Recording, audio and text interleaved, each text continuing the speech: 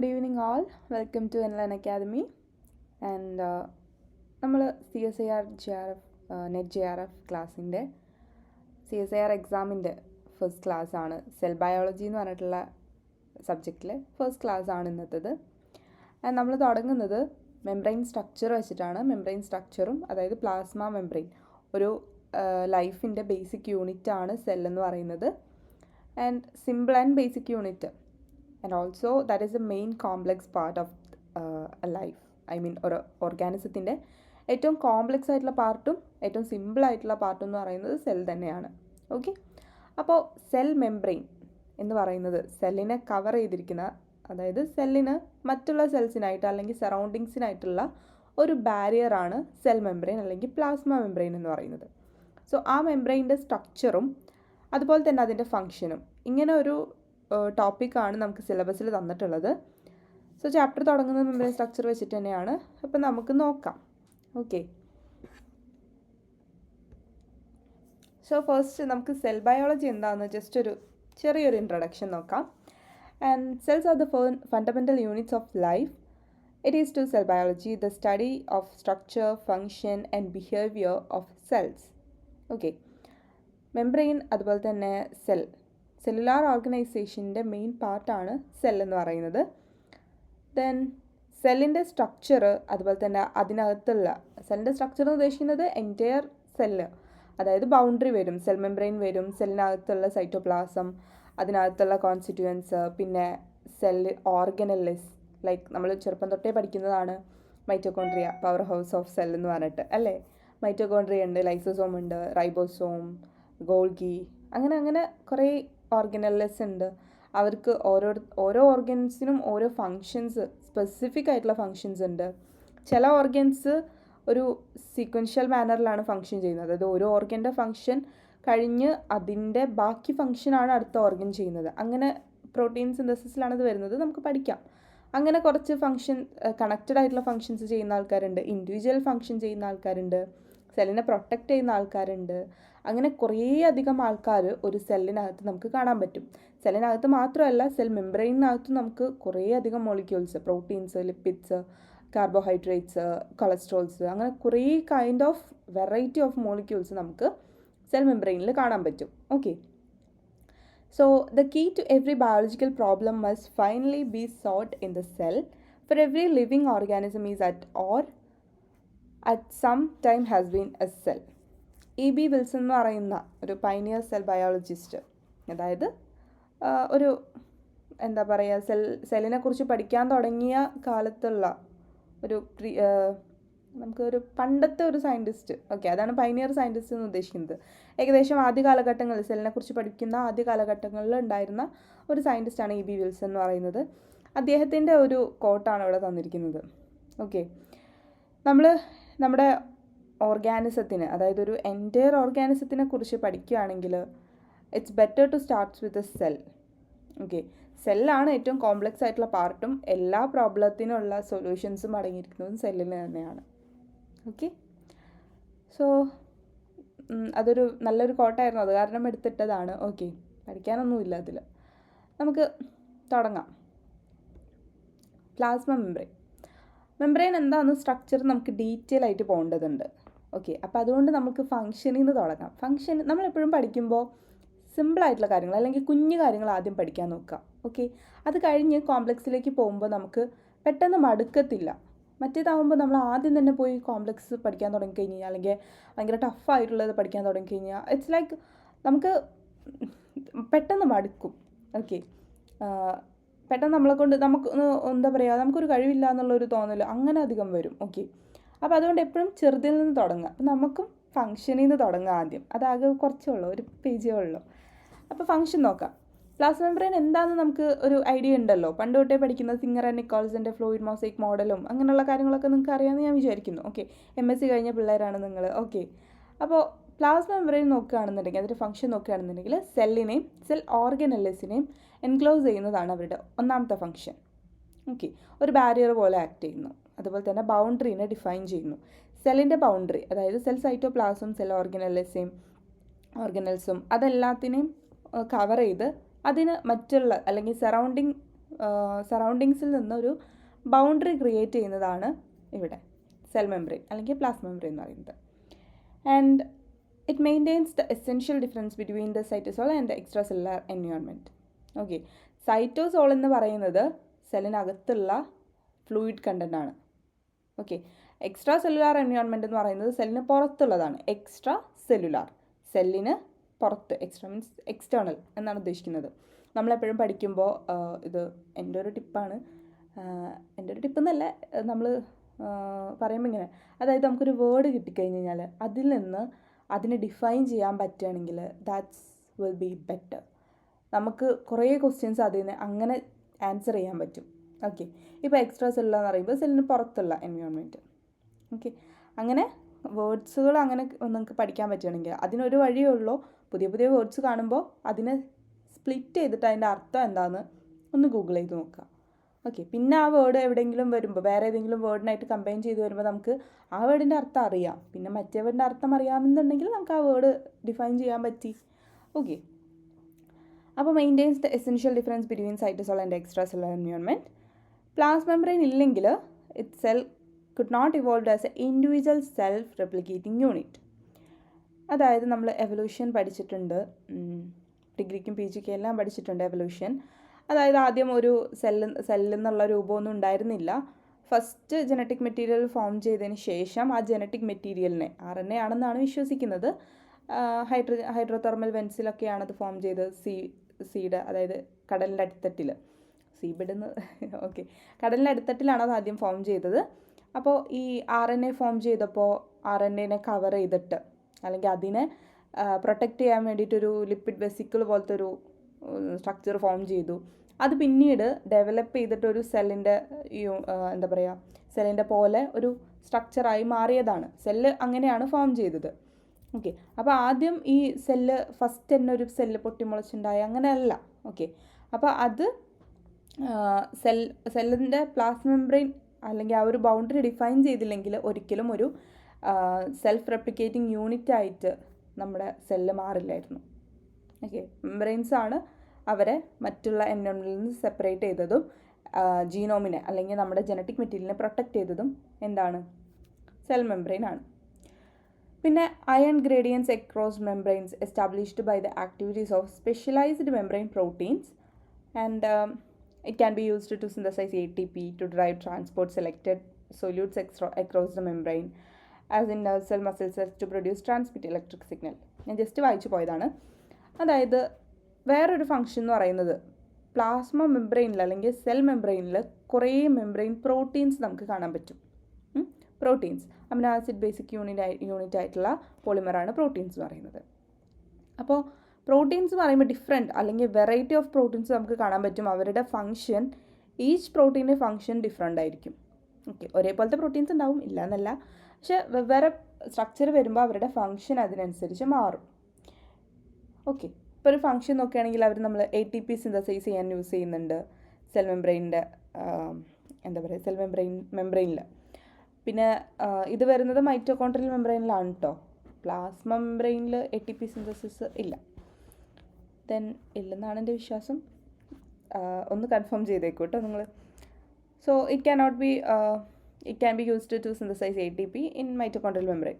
നമ്മൾ പഠിച്ചിട്ടുണ്ടാവണം ATP synthase എന്ന് പറഞ്ഞിട്ടുള്ള ഒരു പ്രോട്ടീൻ അല്ലെങ്കിൽ ഒരു machinery for synthesizing ATP. Then to drive transport of selected solutes across the membrane.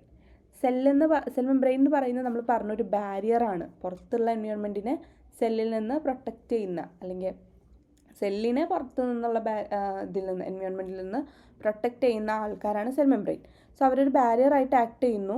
Barrier എന്ന് പറഞ്ഞു കഴിഞ്ഞാൽ എന്താ, ഒരു തടസ്സം. പുറത്തു നിന്നുള്ള ആൾക്കാർക്ക് എല്ലാവർക്കും അകത്ത് കയറാനുള്ളൊരു ഓപ്പർച്യൂണിറ്റി അവിടെ ഇല്ല. അതാണ് ബാരിയർ എന്ന് ഉദ്ദേശിക്കുന്നത്. അപ്പോൾ ചില മോളിക്യൂൾസിനകത്ത് കയറിയേ പറ്റൂ. അപ്പോൾ അവരെ സെലക്ട് ചെയ്ത് പെർമിയബിൾ ആക്കുന്നത്, അല്ലെങ്കിൽ നമ്മുടെ മെംബ്രെയിൻ നമുക്ക് സെലക്റ്റീവ്ലി പെർമിയബിൾ ആണെന്ന് പറയാം. സോ അങ്ങനെ ചെയ്യുന്നതാണ് മെംബ്രെയിൻ്റെ ഒരു ഫംഗ്ഷൻ. ഓക്കെ, മെംബ്രെയിൻ എന്ന് പറയുന്നത് സെലക്റ്റീവ്ലി പെർമിയബിൾ ആണ്. വേർഡ് നിങ്ങൾ ശ്രദ്ധിക്കണം, സെലക്റ്റീവ്ലി പെർമിയബിൾ. അതായത് എല്ലാ മോളിക്യൂൾസിനെയും വെറുതെ കയറ്റി വിടത്തില്ല. ചില മോളിക്യൂൾസ് ഫ്രീലി പെർമിയബിൾ ആണ്. ചിലത് നോക്കുകയാണെങ്കിൽ അവർ എന്താ പറയുക, ഒന്ന് പ്രോട്ടീൻസ്, അതായത് ചില പ്രോട്ടീൻസിൻ്റെ ഹെൽപ്പോട് കൂടെ അവരകത്ത് കയറും. ചിലവർ അകത്തേക്ക് കയറത്തേ ഇല്ല, പുറത്ത് തന്നെ നിൽക്കുക. ഓക്കെ, അവർ വന്നു കഴിഞ്ഞാൽ അവർ സിഗ്നൽ കൊടുത്ത് അകത്തേക്ക് മെസ്സേജ് ഞങ്ങൾ പുറത്ത് വന്നിട്ടുണ്ടെന്നുള്ള ഒരു സിഗ്നൽ ചിലപ്പോൾ കൊടുക്കുമായിരിക്കും. അങ്ങനെ ഡിഫറെൻറ്റ് കൈൻഡ് ഓഫ് മോളിക്യൂൾസ് ഉണ്ട്. ഓക്കെ, അത് നമ്മൾ അടുത്ത ചാപ്റ്ററിലാണ് പഠിക്കുക. ഓക്കെ, ദെൻ ഇനി നെർവ് സെൽസിലും മസിൽ സെൽസിലൊക്കെ നോക്കുകയാണെന്നുണ്ടെങ്കിൽ അവർ ഇലക്ട്രിക്കൽ സിഗ്നൽസിനെ പാസ് ചെയ്യാൻ വേണ്ടിയിട്ട് സെൽ മെംബ്രെയിൻ ഹെൽപ്പ് ചെയ്യുന്നുണ്ട്. അതായത് മെംബ്രെയിൻ പൊട്ടൻഷ്യൽ ചേഞ്ച് ആയിട്ടാണ് പുതിയ ഒരു അല്ലെങ്കിൽ വന്നുകൊണ്ടിരിക്കുന്ന സിഗ്നലിനെ അടുത്ത സെല്ലിലേക്ക് അല്ലെങ്കിൽ അടുത്ത ന്യൂറോണിലേക്ക് ട്രാൻസ്മിറ്റ് ചെയ്യുന്നത്. Okay, in all cells the plasma membrane also contain proteins that act as sensors of external signals. ഞാൻ നേരത്തെ പറഞ്ഞ പോയിന്റ് അതാണ്. അതായത് ചില പ്രോട്ടീൻസ്, മെംബ്രെയിൻ്റെ അകത്ത് കുറേ പ്രോട്ടീൻസ് ഉണ്ടെന്ന് പറഞ്ഞല്ലോ.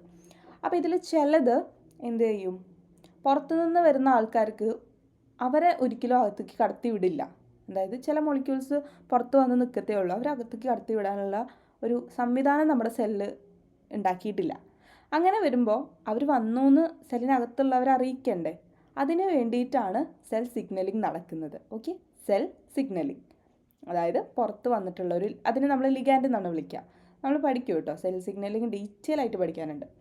അപ്പോൾ പുറത്ത് വന്ന് നിന്ന ആളെ അകത്തേക്ക് കടത്തി വിടുന്നത്, അകത്തേക്ക് ആ ഫിസിക്കൽ ബോഡി കടത്തി വിടില്ല, പക്ഷേ അവർ കൊണ്ടുവന്ന മെസ്സേജ് അകത്തേക്ക് കടത്തി വിടും.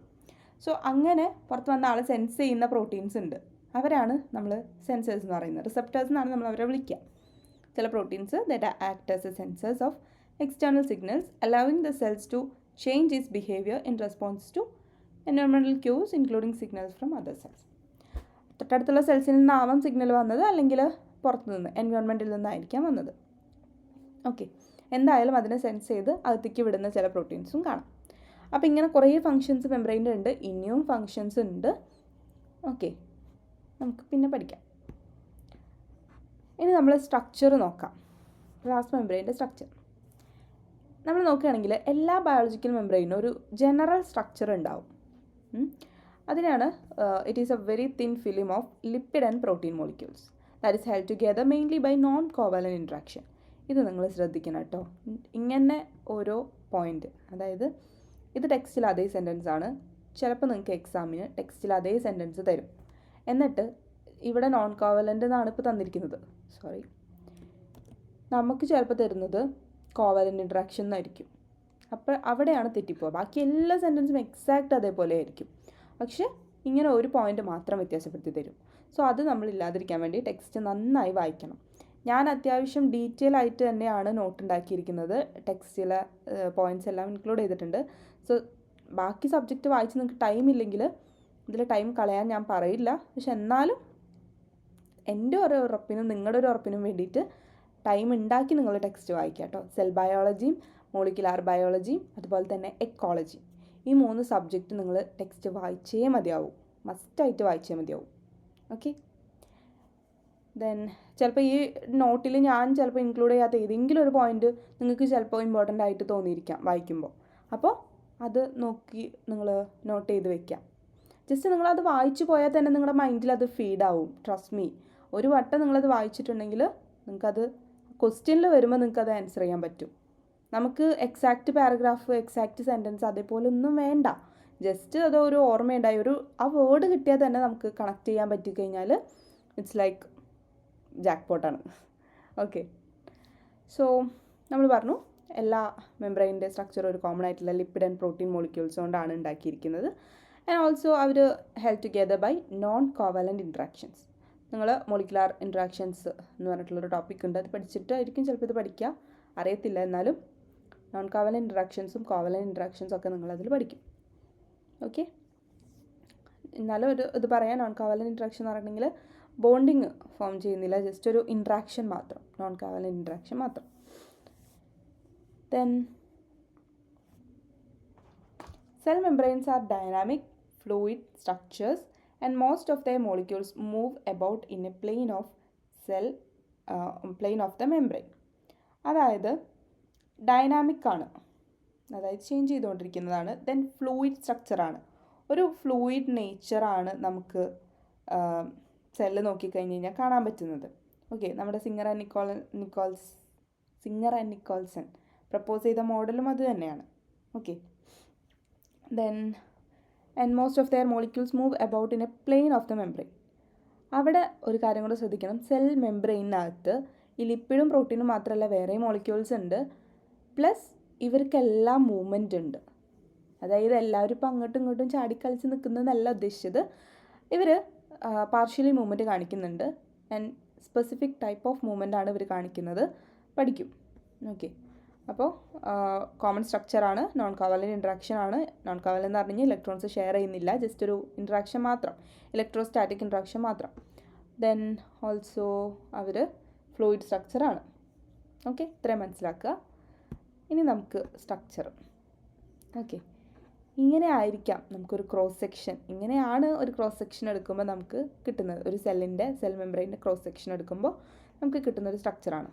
ഇവിടെ നിങ്ങൾ ഫിഗർ പഠിക്കുമ്പോൾ ഒരു കാര്യം കൂടെ പറയാനുള്ളത്, ഫിഗർ നന്നായി പഠിക്കാമെന്ന് പറഞ്ഞു കഴിഞ്ഞാൽ, ഫിഗർ പഠിക്കാമെന്ന് പറഞ്ഞു കഴിഞ്ഞാൽ അതിലുള്ള എല്ലാ പോയിൻറ്റ്സും, ലൈക്ക് ഇപ്പോൾ ഇവിടെ ലിപ്പിഡ് ബൈലെയർ എന്ന് പറയുന്നത് 5 നാനോമീറ്റർ ആണ്.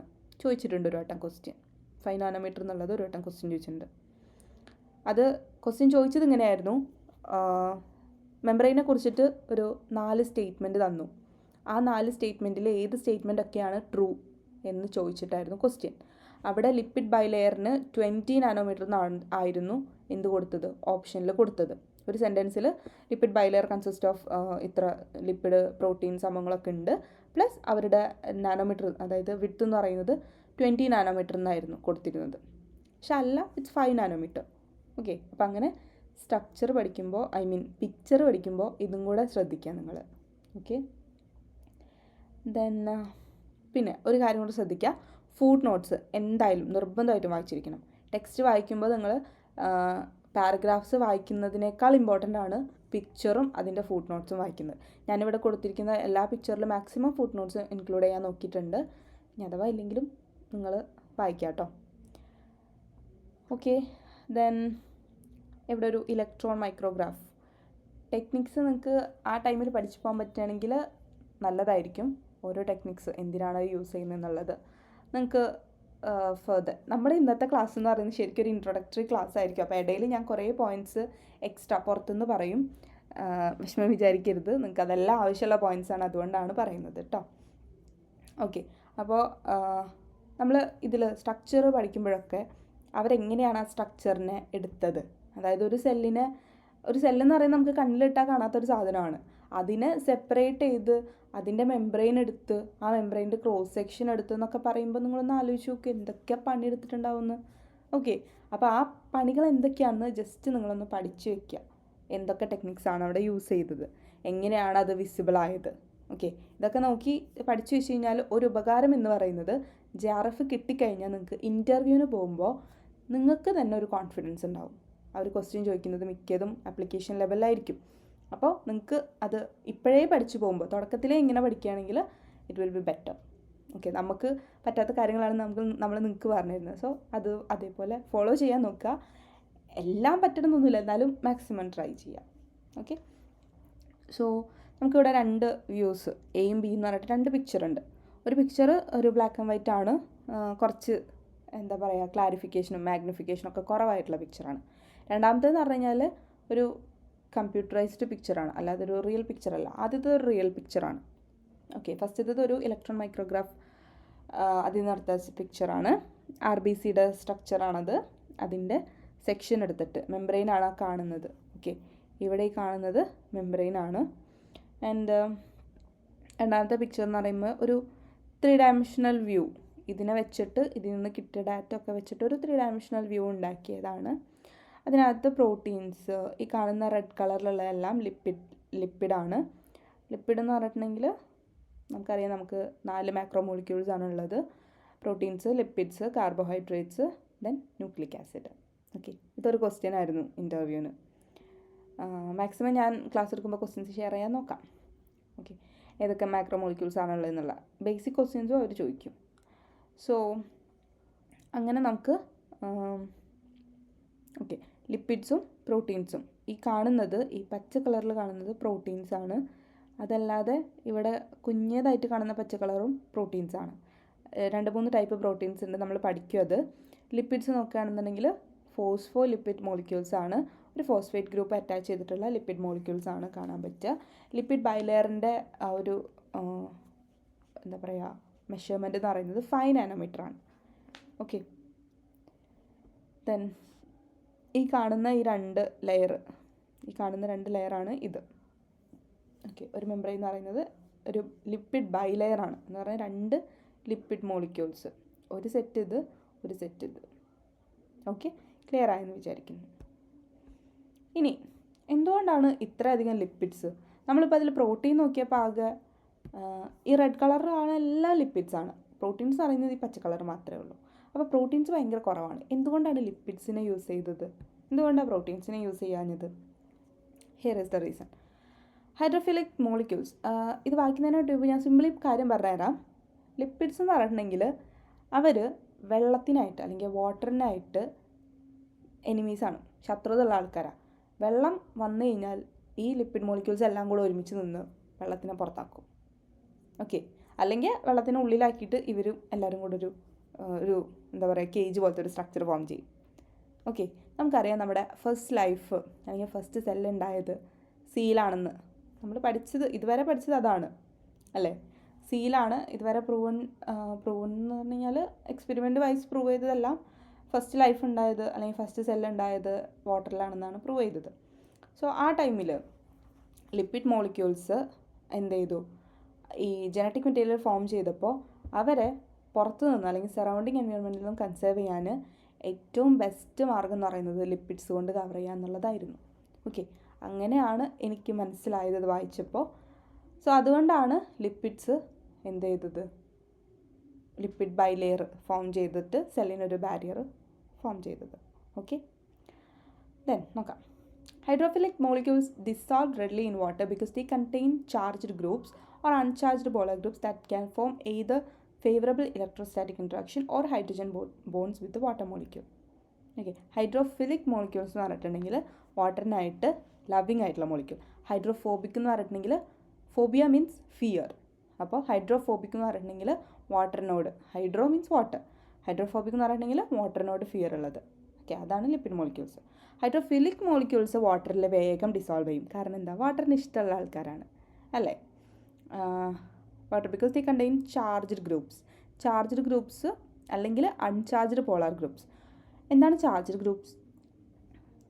ഇപ്പോൾ നമ്മൾ പോസിറ്റീവും നെഗറ്റീവും ചാർജ് ഇല്ല. ഇപ്പോൾ HCl ആണെന്ന് വിചാരിക്കുക. HClനകത്ത് അവർ വാട്ടറിൽ ഇതാക്കി കഴിഞ്ഞാൽ അവർ വേഗം ഡിസോൾവ് ചെയ്യും, വേഗം സെപ്പറേറ്റ് ആവും, H+ഉം Cl- ആയിട്ട്. അപ്പോൾ അത് രണ്ടും ഒരു ചാർജ്ഡ് മോളിക്യൂൾസാണ്. അവർക്ക് വേഗം വാട്ടർ മോളിക്യൂൾസിനായിട്ട് ഇൻട്രാക്ട് ചെയ്തിട്ട് അവിടെ ഫേവറബിൾ ആയിട്ടുള്ള ഇലക്ട്രോസ്റ്റാറ്റിക് ഇൻട്രാക്ഷൻസ് ഫോം ചെയ്യാൻ പറ്റും. ഓക്കെ, ഹൈഡ്രജൻ ബോൺഡ്സ്, വാട്ടർ മോളിക്യൂൾസിനായിട്ട് അവർക്ക് ഹൈഡ്രജൻ ബോൺഡ്സ് ഫോം ചെയ്യാൻ പറ്റും. ബട്ട് ഹൈഡ്രോഫോബിക് മോളിക്യൂൾസ് ആണെങ്കിലോ അവർക്ക് വാട്ടറിൽ ഇൻസോലുബിൾ ആണ്. കാരണം ദേ contain uncharged and non polar group and അവർക്ക് വാട്ടറിനായിട്ട് ഇൻട്രാക്ട് ചെയ്യുക എന്ന് പറയുന്നത് എനർജറ്റിക്കലി ഫേവറബിൾ അല്ല. ഓക്കെ, എനർജറ്റിക്കലി ഫേവറബിൾ അല്ലാത്ത ഒരു കാര്യവും നമ്മുടെ യൂണിവേഴ്സിൽ നടക്കില്ല.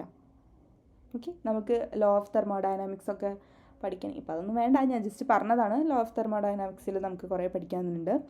എനർജറ്റിക്കലി ഫേവറബിൾ ആയിട്ടുള്ള ഇൻട്രാക്ഷൻസ് ആണ് എപ്പോഴും യൂണിവേഴ്സ് സപ്പോർട്ട് ചെയ്യുക. ഓക്കെ, അല്ലാതെ ഇൻട്രാക്ഷൻസിനും ഇതിനൊന്നും, അപ്പോഴാണ് നമുക്ക് ആക്റ്റീവ് പ്രോസസ്സ്, ഓക്കെ, എനർജി കൊടുത്തുകൊണ്ട് നമ്മൾ റിവേഴ്സ് പ്രോസസ്സൊക്കെ നടത്തില്ലേ, അങ്ങനത്തത്. And if dispersed in water this forces the adjacent water molecules to recognize into ice-like cages that surrounds the hydrophobic molecules. എന്തായെന്ന് വെച്ച് കഴിഞ്ഞാൽ നമുക്കൊരു ചിത്രമൊക്കെ കാണാൻ പറ്റും, ഇവിടെ ഇല്ലത്. ഓക്കെ, ഞാൻ കിട്ടുകയാണെങ്കിൽ നിങ്ങൾക്ക് കാണിച്ചു തരാം.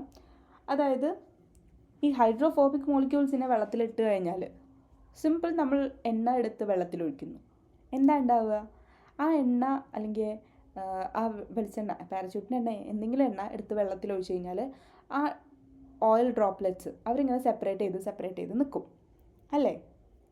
സോ അങ്ങനെ തന്നെയാണ് ഈ ഹൈഡ്രോഫോബിക് മോളിക്യൂൾസിനെ നമ്മൾ വാട്ടറിൽ ഇട്ട് കഴിഞ്ഞ് കഴിഞ്ഞാൽ അഡ്ജസൻ്റ് ആയിട്ടുള്ള, അതെന്തുകൊണ്ടാണെന്ന് വെച്ച് കഴിഞ്ഞാൽ വാട്ടർ മോളിക്യൂൾസ് ഉണ്ടല്ലോ, ഹൈഡ്രജനും ഓക്സിജനും കൂടെ കമ്പൈൻ ചെയ്തിട്ടുള്ള മോളിക്യൂൾസ്, ഇവരെ ഈ ഹൈഡ്രോഫോബിക് മോളിക്യൂൾസിനെ റെക്കഗ്നൈസ് ചെയ്യുകയും പെട്ടെന്ന് തന്നെ അവർ തമ്മിലൊരു ഇൻട്രാക്ഷൻ നടത്തി ഒരു കേജ് പോലത്തെ ഒരു സ്ട്രക്ചർ ഫോം ചെയ്ത് ഈ ഓയിൽ ഡ്രോപ്ലെറ്റ്സിനെ അല്ലെങ്കിൽ ഹൈഡ്രോഫോബിക് മോളിക്യൂൾസിനെ ഇതിനകത്ത് കൊടുക്കും.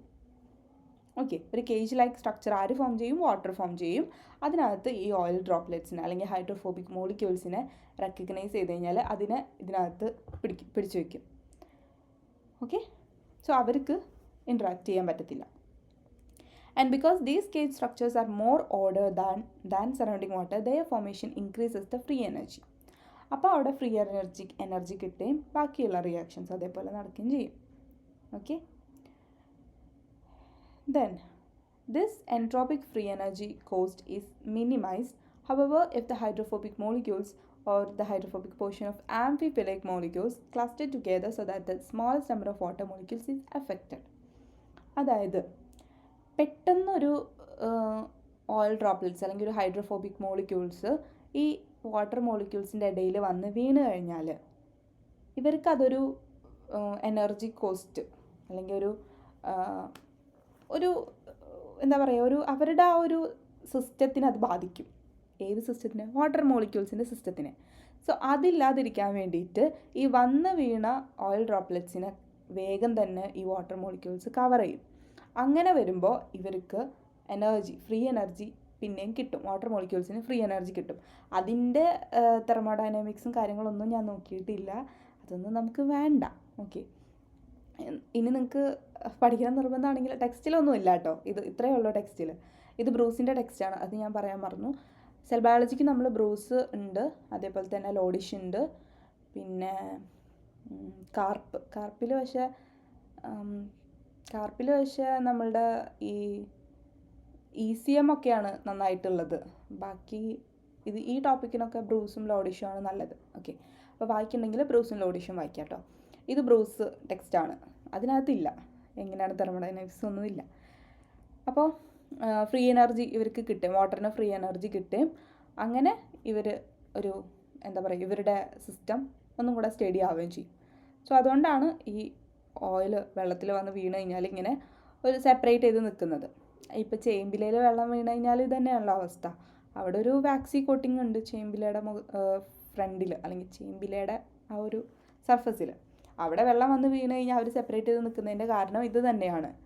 ഓക്കെ, ആ സിസ്റ്റത്തിന് അത് ഡിസ്ട്രപ്റ്റ് ചെയ്യാനുള്ള താല്പര്യമില്ല. ആൻഡ് ഇവിടെ ഒരു കാര്യം പറഞ്ഞിട്ടുണ്ട്, ആംഫിഫിലിക് മോളിക്യൂൾസ്. ആംഫിഫിലിക് എന്ന് പറഞ്ഞിട്ടുണ്ടെങ്കിൽ എന്താണ്? ആംഫിബിയ എന്താ? തവളകളുടെ മീൻസ് അവരുടെ ഫാമിലിയാണ് ക്ലാസ്സാണ്. അപ്പോൾ ക്ലാസ് ആംഫിബിയയിൽ വരുന്നത് കൂടുതലായിട്ടും വെള്ളത്തിലും കരയിലും ജീവിക്കാൻ പറ്റുന്ന ജീവികളാണ്. മറ്റേ സിനിമയിൽ പറഞ്ഞ പോലെ വെള്ളത്തിലും കരയിലും ജീവിക്കാൻ പറ്റുന്ന ഉഭയജീവിയാണ് തവള. സോ രണ്ട് സ്ഥലത്ത് ആംഫി മീൻസ് ബോത്ത് എന്നാണ് അർത്ഥം. ഫിലിക് എന്ന് പറഞ്ഞിട്ടുണ്ടെങ്കിൽ ലവിങ്. അപ്പോൾ രണ്ടിനെയും ഇഷ്ടപ്പെടുന്ന ആൾക്കാർ ആംഫിഫിലിക്. അതായത് വാട്ടർ ലവിങ്ങും വാട്ടർ ഹെയ്റ്റിങ്ങും ആയിട്ടുള്ള പാർട്ട് രണ്ടും കമ്പൈൻ ചെയ്തിട്ടുള്ളതാണ് ആംഫിഫിലിക് മോളിക്യൂൾസ് എന്ന് പറയുന്നത്. They cluster together so that the smallest number of water molecule is affected. അതുകൊണ്ടാണ് ഹൈഡ്രോഫോബിക് മോളിക്യൂൾസ് ക്ലസ്റ്റർ ചെയ്യുന്നത്. ഓക്കെ, അല്ലെങ്കിൽ ഒരു cage like structure water form ചെയ്യുന്നത്. ദെൻ ഇവിടെ നമുക്ക് കാണാൻ പറ്റും എനർജറ്റിക്കലി അൺഫേവറബിൾ ആയിട്ടുള്ളൊരു സംഭവമാണിത്. ഇങ്ങനെ ഈ ലിപ്പിഡ് മോളിക്യൂൾസ് ഇങ്ങനെ പരന്ന് കിടക്കാന്ന് പറയുന്നത്. എപ്പോഴും അവർ അടുത്തുള്ള ലിപ്പിഡ് മോളിക്യൂൾസിനെ തേടിക്കൊണ്ടിരിക്കും, അവരായിട്ട് ഇൻട്രാക്ട് ചെയ്യാനാണ് അവർക്ക് ഇഷ്ടം.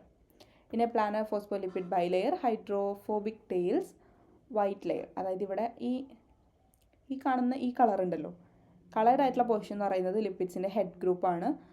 പിന്നെ ഈ വൈറ്റ് കളർ പോർഷൻ എന്ന് പറയുന്നത് ലിപ്പിഡ്സിൻ്റെ ടെയിൽ ഗ്രൂപ്പാണ്. അതൊക്കെ നമുക്ക് പഠിക്കാൻ വഴിയാ. സോ ഇപ്പോൾ തൽക്കാലം ഇത് നോക്കുക, ഇവിടെ 2 ഹെഡ് ഗ്രൂപ്പ്സും 2 ടെയിൽ ഗ്രൂപ്പ്സും ഇതിൽ വരുന്നുണ്ട്. അതിനകത്ത് എപ്പോഴും അവർ വാട്ടർ മോളിക്യൂൾസിനെ എക്സ്പോസ്ഡ് ആയിട്ടാണ് ഇരിക്കുന്നത്. ഓക്കെ, ഹെഡ് ഗ്രൂപ്പ് വാട്ടർ മോളിക്യൂൾസിനായിട്ട് എക്സ്പോസ്ഡ് ആയിട്ടിരിക്കുന്നത്. പക്ഷെ അവർ എന്ത് ചെയ്യുന്നത് വെച്ച് കഴിഞ്ഞാൽ ഈ വൈറ്റ് കളർഡ് ആയിട്ടുള്ള മോളിക്യൂൾസ് ഹൈഡ്രോഫോബിക് ആണ്. ഓക്കെ, ടെയിൽസ് എന്ന് പറയുന്നത് ഹൈഡ്രോഫോബിക് ആണ്. അപ്പോൾ അവർക്ക് എപ്പോഴും വാട്ടറിനായിട്ട് ഇൻട്രാക്ട് ചെയ്യാൻ ഇഷ്ടമല്ല. സോ അവരെന്ത് ചെയ്യും, വേറെ ഹൈഡ്രോഫോബിക് മോളിക്യൂൾസ് ഉണ്ടോയെന്ന് തേടിക്കൊണ്ടിരിക്കും. അങ്ങനെ കിട്ടിക്കഴിഞ്ഞ് കഴിഞ്ഞാൽ അവരിങ്ങനെ ഒരു സ്ട്രക്ചർ, അതായത് മാക്സിമം അവർ എനർജി യൂസ് ചെയ്തിട്ട് തേടിക്കൊണ്ടിരിക്കും. അവരിപ്പോൾ ഇങ്ങനെ നിന്ന് സാധനം താഴത്തേക്ക് വരാമെന്ന് പറഞ്ഞു കഴിഞ്ഞാൽ ഇവിടെ വല്ല ലിപ്പിഡ് മോളിക്യൂൾസ് ഉണ്ടോയെന്ന് സെർച്ച് ചെയ്യാമല്ലോ. അങ്ങനെ വന്നിട്ടാണ് ഇങ്ങനെ ഒരു സ്ട്രക്ചർ ഫോം ചെയ്യുന്നത്. So it will helps to formation of a sealed compartment shields hydrophobic tails from water. Okay, അപ്പം അങ്ങനെ ഒരു റൗണ്ട് ലൈക്ക് സ്ട്രക്ചർ അല്ലെങ്കിൽ ഒരു ക്ലോസ്ഡ് ആയിട്ടുള്ള സ്ട്രക്ചർ എന്നാണ് ഉദ്ദേശിക്കുന്നുള്ളൂ കേട്ടോ. That is a spontaneous closure of phospholipid bilayer to form sealed compartment. And ഈ ക്ലോസ്ഡ് സ്ട്രക്ചർ എന്ന് പറയുന്നത് സ്റ്റേബിളാണ്. കാരണം എന്താ വെച്ച് കഴിഞ്ഞാൽ it avoids the exposure of hydrocarbon tails to water, which would be energetically unfavorable. I hope you guys clear about this. And ഇത്രയേ ഉള്ളൂ. നമുക്ക് ഹാഫ് ആൻ അവർ വെച്ചിട്ടാണ് നമ്മൾ റെക്കോർഡ് ചെയ്യുന്നത്. അപ്പോൾ അടുത്ത ക്ലാസ്സിൽ നമുക്ക് ബാക്കിയുള്ള പോർഷൻസ് ലിപ്പിഡ് ലൈനിനെ കുറിച്ചിട്ടും ലിപ്പിഡ് മോളിക്യൂൾസിൻ്റെ സ്ട്രക്ചറും അതുപോലെ തന്നെ ഹെഡ് ഗ്രൂപ്പും ടെയിലും എല്ലാം നമുക്ക് പഠിക്കാം. Okay, thank you so much.